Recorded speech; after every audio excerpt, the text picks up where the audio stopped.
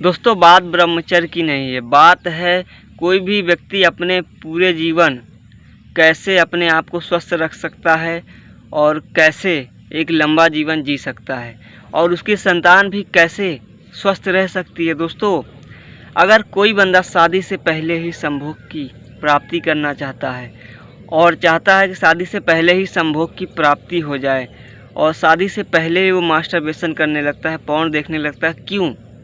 दोस्तों ये सारी चीज़ें देखने के बाद ना आदमी पूरी तरीके से ही कमज़ोर हो जाता है और निरोगी बनता चला जाता है। कहावत भी बनी है कि सफलता की नींव तभी रखी जा सकती है जब इंसान स्वस्थ होगा।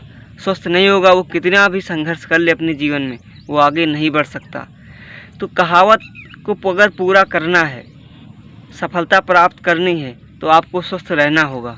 बात यहाँ पर 90 साल तक वीरवान रहने की नहीं है, बात है दोस्तों 90 साल तक स्वस्थ रहने की। हम कैसे 90 साल तक स्वस्थ रह सकते अगर हमारा जीवन 90 साल तक है?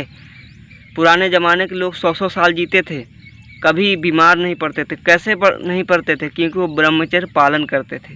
ब्रह्मचर्य की वजह से ही कभी उन्हें कोई रोग हुआ ही नहीं।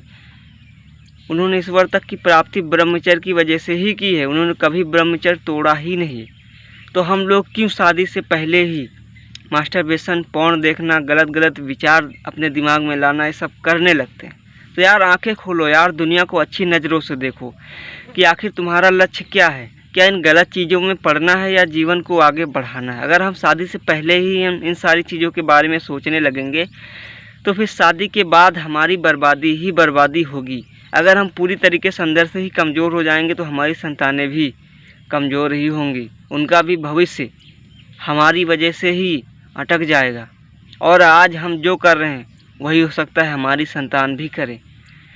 तो यार इन सब चीज़ों को बंद करके हमें ब्रह्मचर्य पालन करना चाहिए। अगर हमने अब शादी से पहले 25 साल तक ब्रह्मचर्य पालन कर लिया तो ये समझ लेना आपका जीवन पूरी तरीके से स्वस्थ रहेगा और आप जीवन भर शक्तिशाली वीरवान भी रहोगे गाइज।